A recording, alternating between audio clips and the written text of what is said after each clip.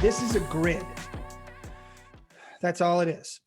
It's a division of the page. It creates order out of chaos. That's all a grid is just a vision of the page. If you look at, if you're in construction or have ever built a house, you understand that the house has a foundation. It has an underlying structure. And without a proper underlying structure, the whole house falls apart, right? So there's a reason why studs are 16 inches apart. I'm pretty sure. I'm not really a builder, but I know that for sure, right? That uniform, that's why there's so many codes when you go in with building inspectors, because they need to know that the foundation is solid and they're not reinventing the wheel. It's a solid structure and foundation. It holds all the brick, concrete, siding, roofing, all of those materials are held together by that foundation. Same thing with a grid on a slide. Images, charts, fonts, headers, paragraphs, all of these things are held together by an underlying structure, underlying grid, underlying layout. Now, if you look at how to use layout to create simplicity and how to use a grid to do that, you could create a grid that's 100 divisions of the page. That is not a simple grid. Unless you're planning on dividing little tiny squares up into 100 different sections, it's not going to look very simple. I always use a 6-column grid.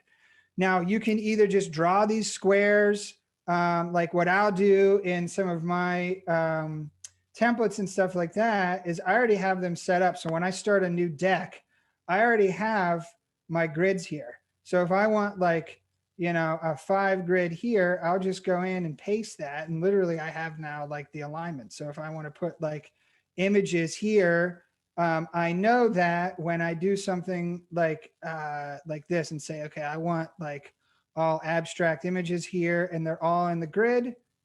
There you go. I have my grid of images. Everything's already aligned. Everything's great, right? So I already have that kind of drawn up. So for you, you could draw these things. And the reason why I use 6 columns is because it gives me the most evenly divisible columns. So I can do evenly divisible, meaning they're all the same width, by 6, 5, 4, 3, 2, and 1. So I can divide the page into any of these. I usually don't get beyond 6 because I don't really have to, but that's where you're doing a team slide and there's 6 people in one row and then 6 people in another row, and that's how you get that. So you can use these grids to create infinite different possibilities and layouts.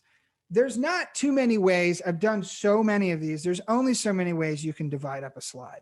It's just, there are some common ways that you can say, okay, look, I'm going to do 2 rows, full column, right? 6, it spans the whole thing, right? So that's this number 1 up here. Then I have a number 1 with 2 number 2s down here, right? Then I have one that's 3 column. Then I have one that's 2 column with some text inside of here. Then I have 1 row with 3 columns, right? So you can see, you can start mixing and matching these 2 columns, 4 columns, 2, 2, 3, 2, and you can create all these different possibilities and layouts just with a simple slide like this. That way, then you're not, and I don't know if any of you have done this, but I'll see, someone put something on the thing and just kind of move it somewhere, right? And just be like, okay, well I guess that looks okay. And then they'll take another thing over here and they're like, okay, that looks good. But imagine if you already had this all aligned and you're just boom, boom, done, right? You don't have to worry about that because there's already an underlying grid. That's the advantage. The other way to create layouts that are simple is called the rule of 3. So if you look at here on this slide, there's 3, right? So anytime you're trying to explain some sort of concept, using the rule of 3 in a layout helps with simplicity. And the rule of 3 is because it's the minimal amount of number that humans can detect a pattern. There's a reason why you have snap, crackle, and pop. Finger looking good, just do it. I'm loving it. Taste the rainbow, Veni Vidi Vici, right? It goes back to old Latin. I mean, it goes back forever, right? This rule of 3, because 2 is not enough, 4 is too many, 3 is right. And there's a reason why Mac, Apple, Steve Jobs always did. I've got 3 options for the MacBook. I got 3 options for the iPhone. There's a reason, because they had 4, it's overwhelming. 2, not enough. 3, right in the sweet spot. Rule of 3, right? Snap, crackle, and pop.